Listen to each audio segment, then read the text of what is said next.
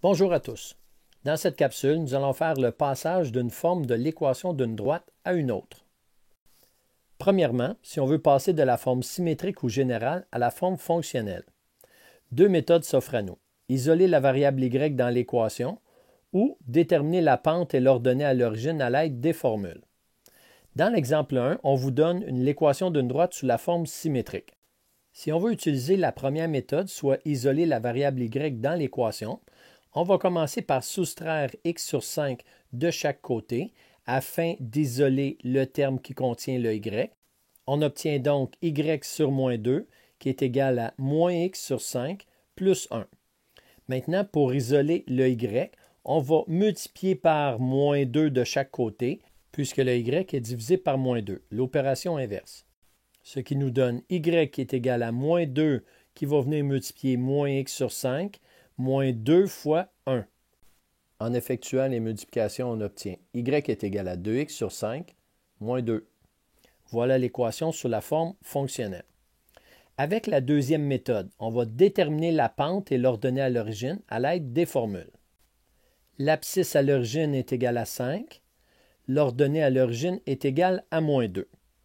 On peut donc calculer la pente à l'aide de la formule moins b sur a. Le b étant égal à moins 2, ça nous fait moins 2 sur a qui est égal à 5, donc sur 5.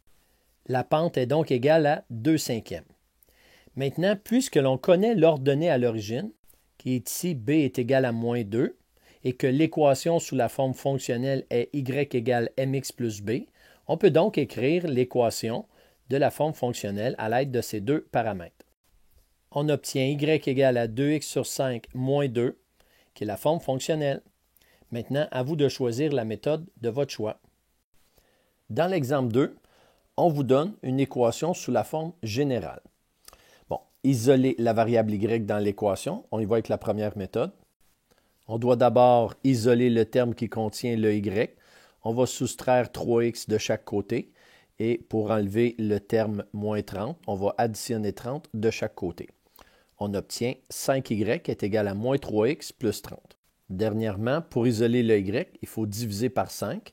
On divise par 5 des deux côtés, ce qui nous donne y qui est égal à moins 3x sur 5 plus 6. Voilà l'équation sous la forme fonctionnelle. Deuxième méthode, déterminer la pente et l'ordonnée à l'origine à l'aide des formules. On commence par calculer la pente. La formule, c'est moins grand A sur grand B, ce qui nous donne moins 3 sur 5. Donc, la pente sera moins 3/5. Maintenant, pour l'ordonnée à l'origine, la formule pour trouver petit b, c'est moins grand c sur grand b. C étant égal à moins 30, on va avoir moins 30 sur b qui est égal à 5. 35e, ça nous donne 6. Avec la pente et l'ordonnée à l'origine, on peut écrire l'équation sous la forme y égale mx plus b. On obtient y est égal à moins 3x sur 5 plus 6. La même équation qu'avec l'autre méthode. À vous de choisir votre méthode préférée. Deuxièmement, passage de la forme fonctionnelle ou générale à la forme symétrique. Pour passer à la forme symétrique, encore une fois, deux méthodes. La première, déterminer l'abscisse et l'ordonnée à l'origine algébriquement ou à l'aide des formules. De la forme fonctionnelle, on a directement l'ordonnée à l'origine. Donc, petit b va être égal à 5. Tout ce qui nous manque, c'est l'abscisse à l'origine, que l'on obtient à l'aide de la formule petit a est égal à moins b sur m. Le b étant égal à 5, ça nous fait moins 5. Le m étant égal à moins 3/4. On a donc moins 5 divisé par moins 3/4. Division de fraction, on va multiplier par la fraction inverse. Moins 5 sur 1 qui va multiplier, on inverse le 4 et le 3, puis on conserve le moins au numérateur. Moins 5 sur 1 fois moins 4 sur 3, ce qui nous donne 20/3. Avec l'abscisse à l'origine et l'ordonnée à l'origine, on peut écrire l'équation de la droite sous la forme symétrique. On obtient x sur 20/3 plus y sur 5 est égal à 1. Alors voilà la forme symétrique de l'équation de cette droite. Il est aussi possible de trouver l'abscisse à l'origine en remplaçant le y de l'équation par 0 et en isolant pour trouver le x. Donc, on remplace ici le y par 0. Ça nous donne 0 qui est égal à moins 3x sur 4 plus 5. Après ça, on va faire moins 5 de chaque côté et on va multiplier par la fraction inverse, donc moins 4 tiers de chaque côté. On va obtenir x est égal à moins 5 sur 1 fois moins 4 tiers. Ça nous donne 20 tiers, comme on avait obtenu ici à l'aide de la formule. Personnellement, je privilégie cette façon de faire. Deuxième méthode, isoler la constante de l'équation et diviser chaque membre de l'équation par cette constante afin d'obtenir 1. Donc, on commence avec l'équation de base, y égale à moins 3x sur 4 plus 5. On va isoler le terme constant à droite, donc on va additionner 3x sur 4 de chaque côté, ce qui nous donne 3x sur 4 plus y égale à 5. Et ce qui nous reste, c'est diviser par 5 chacun des membres de l'équation. Le premier terme du membre de gauche, on va avoir 3x sur 4 divisé par 5 sur 1. Je vais venir le faire ici à droite. On va multiplier par la fraction inverse, donc 3x sur 4 fois 1 cinquième. En multipliant les numérateurs ensemble et les dénominateurs ensemble, ça nous donne 3x sur 20. On peut donc réécrire l'équation. 3x sur 20 plus y sur 5 est égal à 1.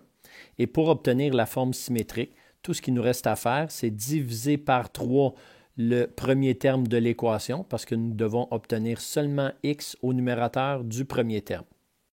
On obtient x sur 20 tiers plus y sur 5 qui est égal à 1. Exactement la même équation qu'on avait obtenue avec la première méthode. Personnellement, je trouve la première méthode plus simple pour trouver la forme symétrique lorsque l'on a la forme fonctionnelle. Maintenant, deuxième exemple, pour passer à la forme symétrique, cette fois-ci dans l'exemple 2, on a l'équation d'une droite sous la forme générale. La première méthode, déterminer l'abscisse et l'ordonnée à l'origine algébriquement ou à l'aide des formules. Ici, l'abscisse à l'origine petit a, c'est moins grand C sur grand A. Dans ce cas-ci, le C est égal à 28, donc on aura moins 28. L'A est égal à 7, donc on aura divisé par 7. Moins 28 septième, ce qui nous donne moins 4 pour l'abscisse à l'origine.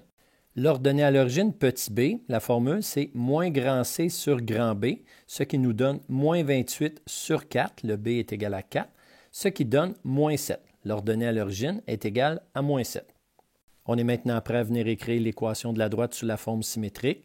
X sur moins 4, l'abscisse à l'origine c'est moins 4, plus Y sur moins 7, l'ordonnée à l'origine c'est moins 7, est égal à 1.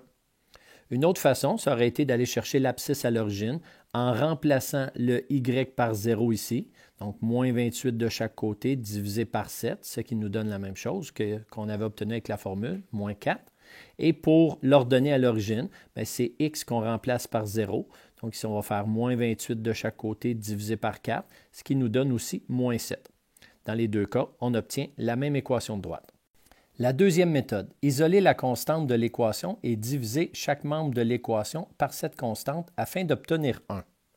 Donc ce qu'on fait, c'est qu'on va faire moins 28 de chaque côté pour isoler la constante. On obtient 7x plus 4y est égal à moins 28. Par la suite, on va diviser par moins 28 chaque terme de l'équation afin d'obtenir 1 dans le membre de droite. Voilà ce que ça nous a donné. Et si maintenant on veut la forme symétrique, il faut que le numérateur soit seulement x. On va donc diviser par 7 le numérateur et le dénominateur de la première fraction, ce qui nous donne x sur moins 4. Même chose pour la deuxième fraction.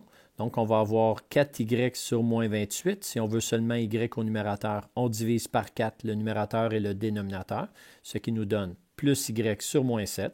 Et le membre de droite, on va avoir égal à 1. Alors voilà l'équation de la droite sous la forme symétrique. On s'aperçoit qu'on obtient la même équation qu'avec la première méthode. C'est maintenant à vous de choisir votre méthode préférée.